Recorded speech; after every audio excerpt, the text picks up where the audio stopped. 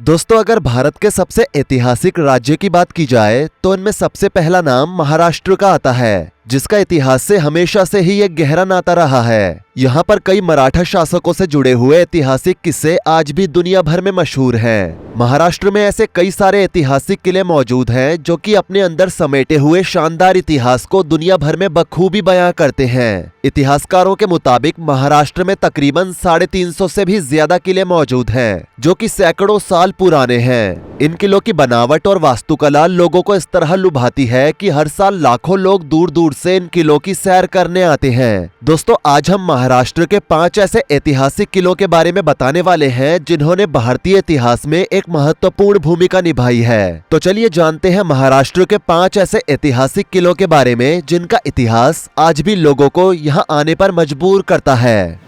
Number 1, Dhodap fort.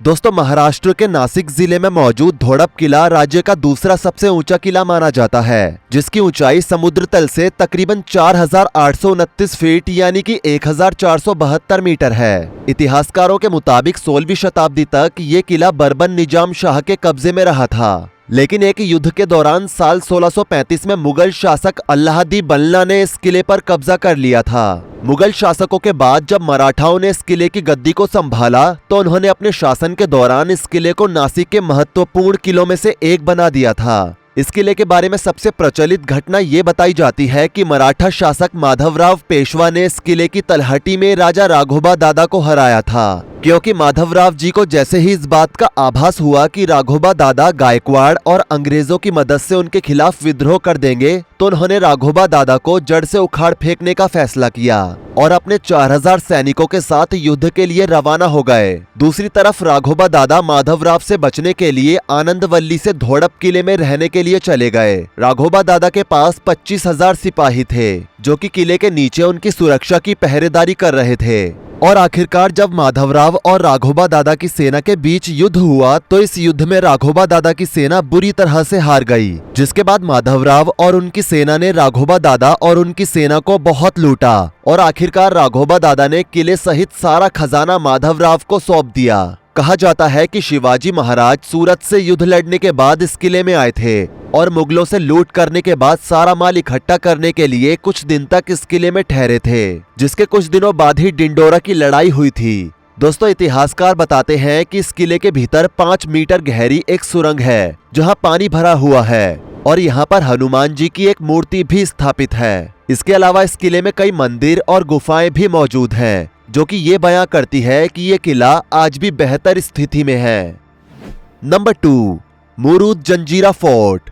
दोस्तों, मुरुड किला महाराष्ट्र के रायगढ़ जिले में एक द्वीप के किनारे मौजूद है। इसे मुरुड जंजीरा किले के नाम से भी जाना जाता है। मुरुड किले का निर्माण 15वीं शताब्दी के दौरान अहमदनगर के सल्तनत के मालिक अंबर की देखरेख में हुआ था और इसका निर्माण कार्य पूरा होने में तकरीबन 22 साल का समय लगा था। 22 एकड़ क्षेत्र में फैले हुए इस किले के भीतर 22 सुरक्षा चौकियां बनाई गई थी। यहाँ सिद्दीकी शासकों की कई तोपें अभी भी रखी हुई हैं, जो कि हर सुरक्षा चौकी में आज भी मौजूद है। आपको बता दें कि ये किला 40 फीट ऊंची दीवारों से घिरा हुआ है और इस किले के बारे में सबसे खास बात ये बताई जाती है कि ये किला कभी भी दुश्मनों द्वारा जीता नहीं जा सका। कहते हैं कि ब्रिटिश, पुर्तगाली, मुगल, शिवाजी और संभाजी महाराज समेत कई शासकों ने इस किले को जीतने का अथक प्रयास किया, लेकिन वो अपने इस मकसद में कामयाब नहीं हो सके।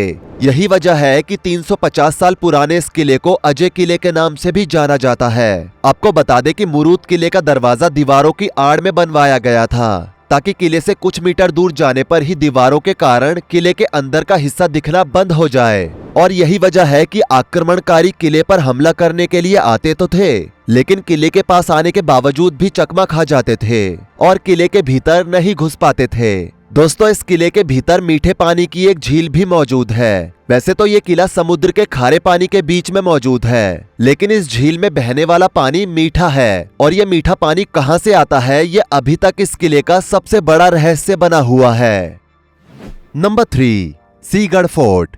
दोस्तों, सीगढ़ किला महाराष्ट्र के राज्य के पुणे जिले से करीबन 30 किलोमीटर की दूरी पर पहाड़ी क्षेत्रों में स्थित है। दुर्ग साम्राज्य के पहले इस किले को कोंडाना के नाम से जाना जाता था। ये किला समुद्र तल से 1312 मीटर यानी 4304 फीट की ऊंचाई पर बना हुआ है। दोस्तों, सिंहगढ़ किला कई सारे ऐतिहासिक युद्धों का गवाह रह चुका है और इस किले पर मराठाओं का शासन सबसे लंबे समय तक रहा है। 13वीं शताब्दी की शुरुआत तक इस किले पर कोली सरदार नाग नायक का शासन हुआ करता था, जिसके बाद साल 1328 में मोहम्मद बिन तुगलक ने युद्ध जीतकर इस किले को अपने अधीन कर लिया था और साल 1485 के दौरान सिंहगढ़ किला अहमद सल्तनत के मालिक अहमद के कब्जे में आ गया था, जिसके बाद साल 1500 में इस किले पर मुगल शासक आदिल शाही ने अपना कब्जा कर लिया था।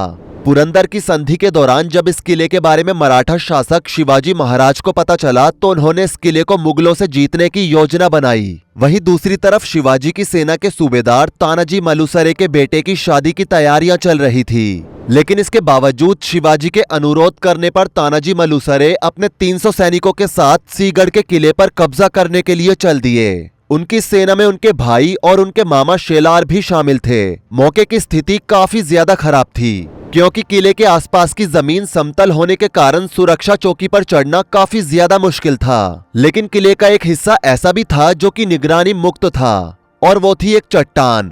जब तानाजी की नजर उस चट्टान पर पड़ी तो वो इस चट्टान के सहारे अपने योद्धाओं के साथ किले पर चढ़ने में कामयाब हो गए और किले पर धावा बोल दिया।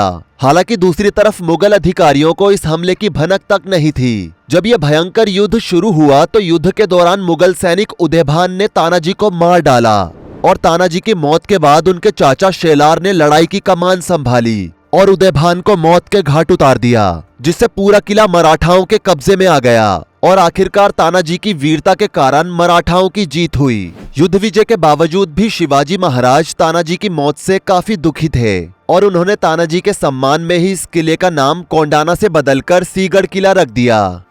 Number 4, Pratapgarh fort. दोस्तों, प्रतापगढ़ किला महाराष्ट्र राज्य के सतारा जिले में मौजूद है। आपको बता दें कि यह किला महाबलेश्वर हिल स्टेशन से 24 किलोमीटर की दूरी पर है और यह किला महाराष्ट्र का सबसे विशाल किला भी है। प्रतापगढ़ किला जमीन से तकरीबन 3500 फीट की ऊंचाई पर बनाया गया था और इस किले का निर्माण साल 1656 के दौरान शिवाजी महाराज के द्वारा करवाया गया था। प्रतापगढ़ किला अंदर से 2 भागों में बटा हुआ है। इस किले के उत्तरी हिस्से में कई इमारतें, वहीं दूसरी तरफ पश्चिमी हिस्से में महादेव का एक विशाल मंदिर मौजूद है, जो कि 250 मीटर की ऊंची चट्टानों से घिरा हुआ है। इस किले के अंदर शिवाजी महाराज की कुलदेवी मां भवानी का एक मंदिर भी मौजूद है। दोस्तों, ये किला शिवाजी महाराज की वीरता का सबसे बड़ा प्रमाण माना जाता है। ऐसा इसलिए क्योंकि इतिहास के मुताबिक शिवाजी महाराज ने इस किले में मुगल शासक अफजल खान को मौत की नींद सुलाया था। साल 1659 की बात है, जब शिवाजी महाराज जगह जगह अपना साम्राज्य विस्तार करते जा रहे थे तो इस बीच कई मुगल शासक उन पर अधिकार जमाना चाहते थे और इस दौरान मुगल शासक अफजल खान सामने आया। अफजल खान धोखे से शिवाजी महाराज की हत्या करना चाहता था और इसके लिए उसने शिवाजी महाराज के पास प्रतापगढ़ किले में मुलाकात का संदेश भेजा। शिवाजी महाराज ने अफजल खान का संदेश स्वीकार किया और 10 नवंबर साल 1659 को किले में दोनों की मुलाकात तय हुई। शिवाजी महाराज और अफजल खान की मुलाकात प्रतापगढ़ किले के शामियाने में हुई। अफजल खान शिवाजी महाराज से गले मिलने के बहाने उनको मारना चाहता था और जब वो शिवाजी महाराज से गले मिला तो उसने अपने हाथ में छिपाकर रखा हुआ चाकू शिवाजी महाराज की पीठ पर घोंपने की कोशिश की, लेकिन शिवाजी महाराज ने सतर्कता बरती और अपने हाथ में रखे हुए भागनख से अफजल खान का पेट चीर डाला। अफजल खान को मरता हुआ देख उसके सैनिक सैयद बंदा ने शिवाजी महाराज को मारने की कोशिश की, लेकिन शिवाजी महाराज के सैनिकों ने उसे भी वहीं मार गिराया। दरअसल शिवाजी महाराज अफजल खान की हरकतों से पहले से ही वाकिफ थे। वो ये अच्छी तरह से जानते थे कि अफजल खान उन्हें धोखे से मारने के लिए ही उनसे मिलना चाहता था, जिस वजह से उन्होंने अफजल खान को मजा चखाने के लिए पहले से ही अपने हाथ में बागनख पहन रखा था।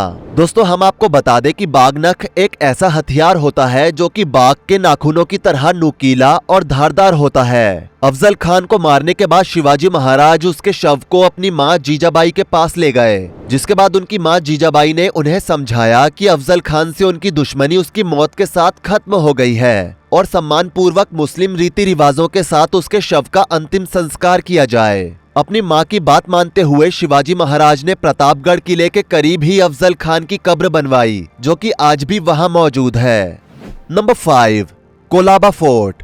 दोस्तों, कोलाबा किला महाराष्ट्र राज्य के रायगढ़ जिले में समुद्र के किनारे स्थित है। इस किले को अलीबाग किले के नाम से भी जाना जाता है। कोलाबा किले का निर्माण 19 मार्च साल 1680 में मराठा शासक छत्रपति शिवाजी महाराज ने करवाया था और माना जाता है कि शिवाजी महाराज के निधन से पहले यही उनका आखिरी किला था। शिवाजी महाराज ने इस किले का निर्माण अपने और सैनिकों की सुरक्षा के तौर पर करवाया था और साल 1680 में शिवाजी महाराज की मृत्यु के बाद मराठा शासक संभाजी राजे ने साल 1681 में इसका निर्माण कार्य पूरा करवाया था। निर्माण कार्य पूरा होते ही 17वीं शताब्दी में इस किले की कमान कान्होजी आंग्रे के हाथ में आ गई थी और उन्होंने अपने इस किले को मुख्य किले के तौर पर इस्तेमाल करना शुरू कर दिया था। वो इस किले को ब्रिटिश जहाजों पर छापेमारी के लिए इस्तेमाल करते थे। 17 नवंबर साल 1721 में आंग्रे की हरकतों से नाराज अंग्रेजों ने कोलाबा के खिलाफ एक अभियान में पुर्तगालियों का साथ दिया और 4 जुलाई 1729 में कान्होजी आंग्रे की मृत्यु के बाद अंग्रेजों ने किले पर कब्जा कर लिया और किले में जुटाया गया सारा धन यहाँ से लूटकर ले गए। साल 1787 में इस किले में एक भीषण आग लगने की वजह से इस किले के अंदर की कई इमारतें नष्ट हो गई थी। वैसे दोस्तों, कमेंट करके बताइए कि आपको भारत का कौन सा किला सबसे शानदार लगता है। जाने से पहले वीडियो को लाइक शेयर जरूर कर दें और ऐसी ही और वीडियोस के लिए इस चैनल को सब्सक्राइब करके साथ में बेल नोटिफिकेशन को भी ऑल पर सेट कर लें। धन्यवाद।